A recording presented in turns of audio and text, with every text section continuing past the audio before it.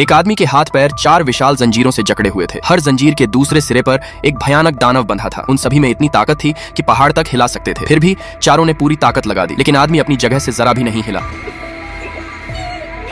अचानक उसने एक जोरदार गर्जना की। उसकी आवाज इतनी खतरनाक थी कि चारों दानव वहीं ढेर हो गए। उसका नाम था जेब्रा, 4 महान शिकारी राजाओं में सबसे खतरनाक। उसे इस जेल में इसलिए बंद किया गया था क्योंकि उसने 26 प्रजातियों को पूरी तरह खत्म कर दिया था। कुछ समय बाद टोरिको और कोमात्सु उस जेल में पहुंचे जहां जेब्रा कैद था। उनके सामने कई मीटर ऊंचा लोहे का विशाल दरवाजा खड़ा था। कोमात्सु को लगा कि इतनी बड़ी जेल का वार्डन जरूर कोई विशालकाय इंसान होगा, लेकिन जैसे ही दरवाजा खुला दोनों हैरान रह गए। उनके सामने एक गोल मटोल छोटी लड़की खड़ी थी। कोमात्सु उलझन में टोरिको की तरफ देखने लगा, लेकिन टोरिको तो उसे देखकर पूरी तरह खो चुका था। टोरिको ने कहा कि ध्यान से देखो। अगले ही पल लड़की ने अपना रूप बदल लिया। हनी प्रिजन में स्वागत है।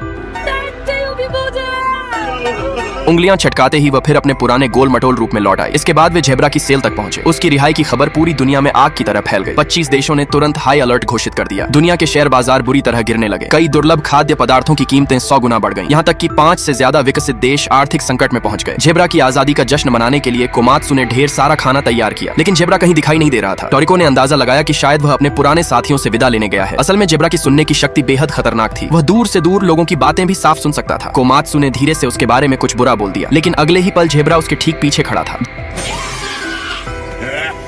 जेब्रा को कोमात्सु को डराते देख टोरिको तुरंत बीच में आ गया। दोनों के बीच माहौल बेहद तनावपूर्ण हो गया। तभी वार्डन ने दखल दिया। उसने अपनी खास खुशबूदार शक्ति का इस्तेमाल किया। टोरिको तुरंत उसके असर में आ गया, लेकिन जेब्रा पर उसका कोई असर नहीं हुआ। आखिरकार माहौल शांत हुआ। फिर टोरिको ने बताया कि वे यहाँ क्यों आए हैं। वह जेब्रा को स्वीट कोला पकड़ने के मिशन में साथ ले जाना चाहता था। यह बेहद दुर्लभ पेय मार्केट बीस्ट नाम के जीवों से मिलता था और इसकी मिठास सामान्य कोला से 100 गुना ज्यादा थी। इतना सुनते ही खाने पीने का शौकीन जेब्रा तुरंत तैयार हो गया।